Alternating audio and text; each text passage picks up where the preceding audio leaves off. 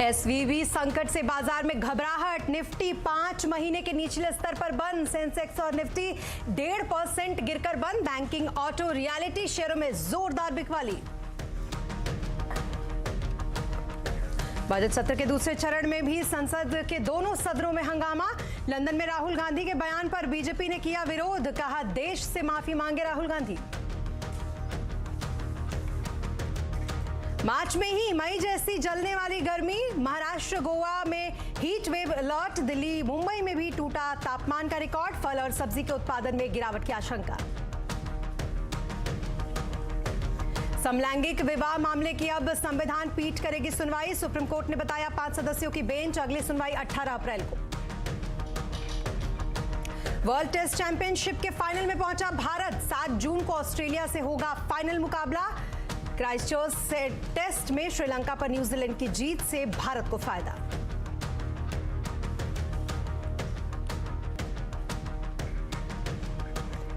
और इस बार ऑस्कर्स में भारत ने धूम मचा दी है। आरआरआर फिल्म के सॉन्ग नाटू नाटू को 95वें एकेडमी अवार्ड्स में बेस्ट ओरिजिनल सॉन्ग का पुरस्कार मिला है। इसके अलावा डॉक्यूमेंट्री की अगर बात की जाए तो द एलिफेंट वीपर्स को बेस्ट शॉर्ट डॉक्यूमेंट्री का पुरस्कार मिला। इसके अलावा दीपिका पादुकोण ने ऑस्कर अवार्ड में प्रेजेंटर की आज प्रमुख भूमिका निभाई। प्रधानमंत्री नरेंद्र मोदी ने नाटू नाटू के लिए एसएस किरवानी और साथी चंद्र बोस को बधाई दी और ट्वीट किया कि नाटू नाटू की लोकप्रियता अब ग्लोबल है। ये गीत आने वाले कई सालों तक याद किया जाएगा। पूरी टीम को इस सम्मान के लिए बधाई। भारत हर्षित और गौरवान्वित है। मोदी ने द एलिफेंट वीपर्स की टीम को भी बधाई देते हुए ट्वीट किया कि गुरनीत मोंगो, कीर्तिका गोरमांजिस, द एलिफेंट वीपर्स की पूरी टीम को इसके लिए उन्होंने बधाई दी है। इसका काम स्थायी विकास और प्रकृति के साथ सौहार्द को बखूबी रेखांकित करता है, ऐसा प्रधानमंत्री नरेंद्र मोदी ने अपने ट्वीट में कहा। और एलिफेंट विस्पर्स क्या है इन फिल्मों के ऑस्कर की कहानी और अब तक भारत ने ऑस्कर में क्या क्या झंडे गाड़े हैं, ये बताने के लिए हमारे साथ है विपिन भट्ट। विपिन जी, बताएं, ऑस्कर में भारत ने झंडा तो आज बुलंद किया, लेकिन अब तक की कहानी भी हम जानना चाहेंगे। मुझे लगता है हर कोई जानना चाहेगा। जी हाँ, बिल्कुल। इस कहानी को सिर्फ 2 शब्द बयां कर सकते हैं, नाटू नाटू। और ये देखिए, है भी, हुआ भी है ये कमाल नाटू नाटू से। तो सबसे पहले तो यही कि नाटू नाटू ने ये झंडा गाड़ा है ऑस्कर्स में। जैसा हम डिस्कस भी कर रहे थे कि कह सकते हैं कि this is completely owned Oscar. पहले भी मिले हैं, लेकिन नाटू नाटू को यहाँ पर बेस्ट ओरिजिनल सॉन्ग कैटेगरी में और के.एम. किरवानी और चंद्र बोस, ये उनको मिला है। और हम सब जानते हैं ये राजामौली की फिल्म है RRR। मैंने जैसा पहले भी कहा कि कंप्लीटली आप इसे ओन कर सकते हो, क्योंकि पहले जो भी इस तरह से ऑस्कर्स आए हैं उनमें कुछ ना कुछ विदेशी एलिमेंट शामिल था। तो नाटू नाटू को ये सम्मान ऑस्कर मिला 2023 में द बेस्ट ओरिजिनल सॉन्ग के लिए, उस डांस के लिए जो हमने देखा, उस गाने के लिए। और इस नाटू नाटू ने पहले ही बता दिया था कि वो एक बड़ा काम करने जा रहा है, क्योंकि गोल्डन ग्लोब भी इस साल का इसी नाटू नाटू को मिला।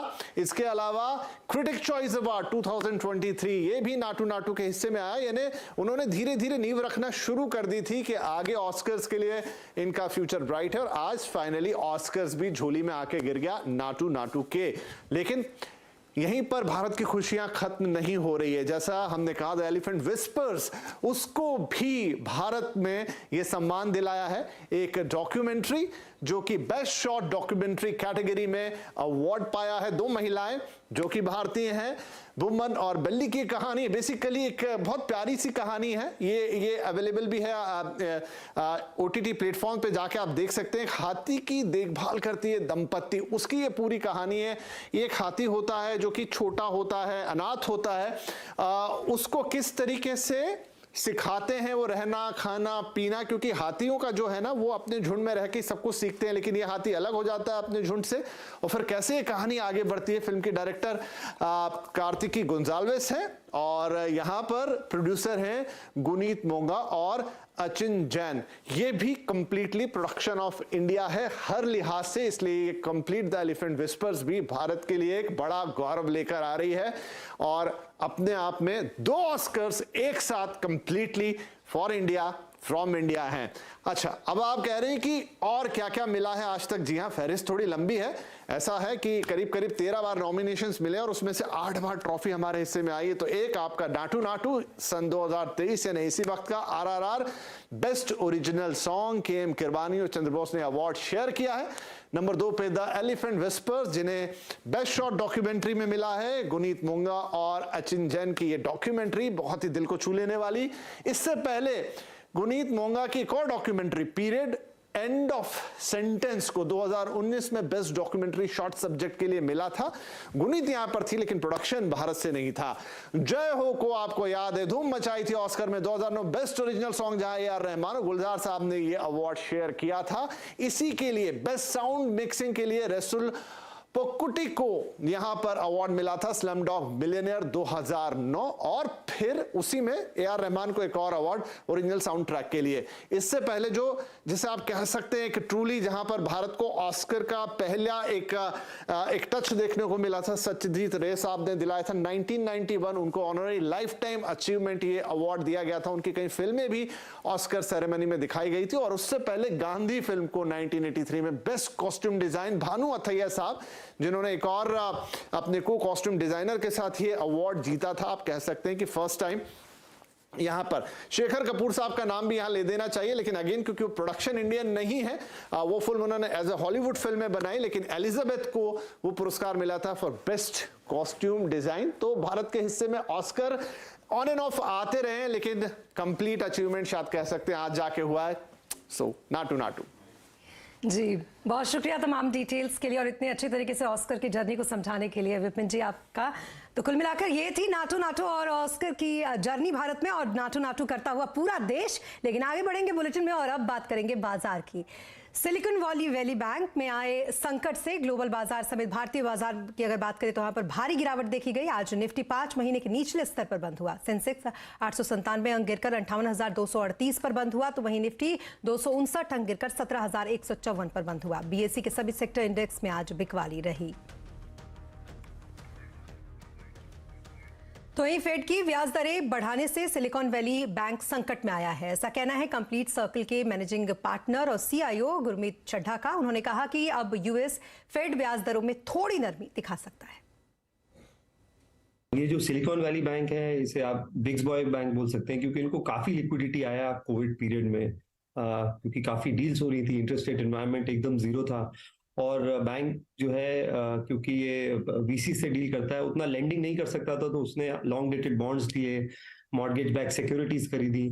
उस समय यील्ड अच्छा था, 1.25% का था, पर बाद में फेड ने रेट बढ़ाया। और अगर आप 12 महीने तक इंटरेस्ट रेट जीरो रखेंगे, 12 साल तक जीरो रखेंगे, डॉलर प्रिंट करेंगे, तो सडनली 12 महीने में अगर आप रेट को 0 से 5% ले जाएंगे, तो कुछ एक्सीडेंट तो डेफिनेटली होगा। वो इस फॉर्म में आया, और क्राइसिस हर बार नए फॉर्म में आता है।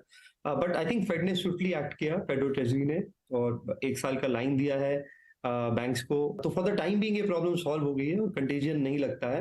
बट थोड़ा हमें ये मान लेना कि सब कुछ ठीक हो गया है, और इसके बाद रेट एकदम से कट होना शुरू हो जाएंगे, मुझे नहीं लगता वो सब होने वाला। और अब बात कांग्रेस नेता राहुल गांधी की, जिनके लंदन में दिए गए बयान पर आज संसद में घमासान छिड़ गया। लोकसभा में रक्षा मंत्री राजनाथ सिंह और संसदीय कार्य मंत्री प्रहलाद जोशी ने राहुल गांधी के बयान का मुद्दा उठाया और कांग्रेस नेता से माफी की मांग की। राजनाथ सिंह ने कहा कि राहुल गांधी ने लंदन में देश को बदनाम करने की कोशिश की है और उन्हें सदन में अपने बयान पर माफी मांगनी चाहिए।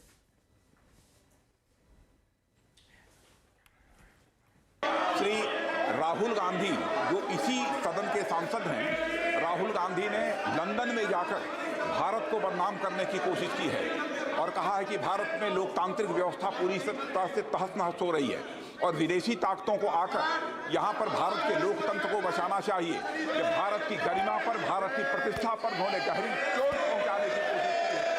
अध्यक्ष महोदय, मैं आपसे यह मांग करता हूँ कि पूरे सदन के द्वारा उनके इस व्यवहार को कंडेम किया जाना चाहिए और उनको ये आपके द्वारा निर्देश दिया जाना चाहिए कि संसद के फोरम पर आकर वह क्षमा याचना करें। अध्यक्ष महोदय, मैं आपसे अनुरोध करना चाहता हूँ।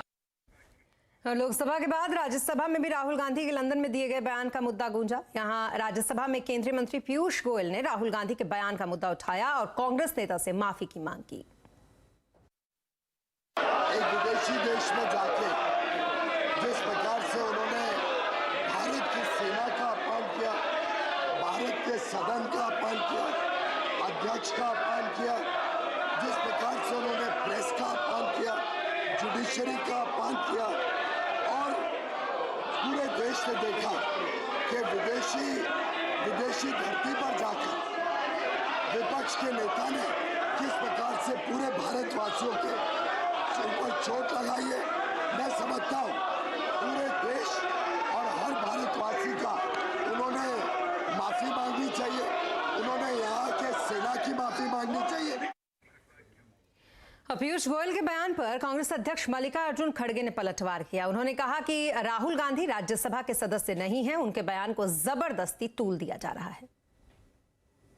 इस सदन का सदस्य नहीं है और वो दूसरे सदन के सदस्यों को यहाँ पर रेफर करके उनको टीका करना और पूरे कांग्रेस पार्टी के ऊपर टीका करना, ये जो लीडर ऑफ द हाउस है, इनके स्टेटमेंट को मैं कंडेम करता हूँ। और उन्होंने कहा डेमोक्रेसी का जो नहीं है इस देश में, जो ये बार बार कह रहे हैं, यहाँ जो चल रहा है उस विषय के बारे में सारी दुनिया जानती है। और देश में समलैंगिक विवाह का मुद्दा एक बार फिर से चर्चा में है। आज सुप्रीम कोर्ट ने इस पर सुनवाई के लिए 5 जजों की संविधान पीठ बनाने का फैसला किया है। केंद्र सरकार ने समलैंगिक विवाह का विरोध किया है। कोर्ट की कार्रवाई की डिटेल लेते हैं असीम मनचंदा से। असीम, बताएं कोर्ट में आज क्या कुछ हुआ?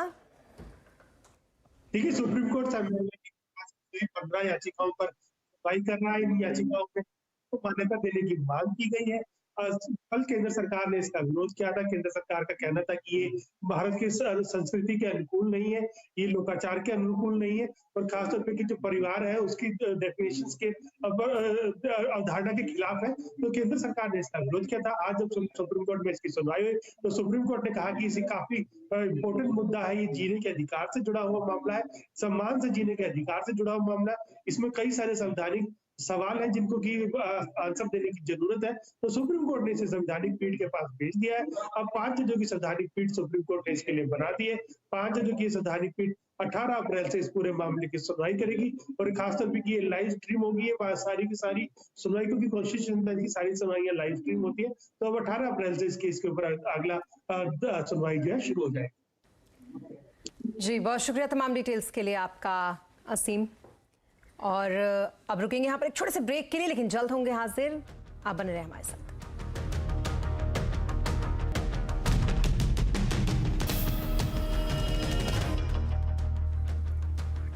अब ब्रेक के बाद एक बार फिर आपका स्वागत है। और अब बात गर्मी की, जिसने वक्त से पहले ही अटैक कर दिया है। दिल्ली से लेकर मुंबई तक पारा अपना रिकॉर्ड तोड़ रहा है।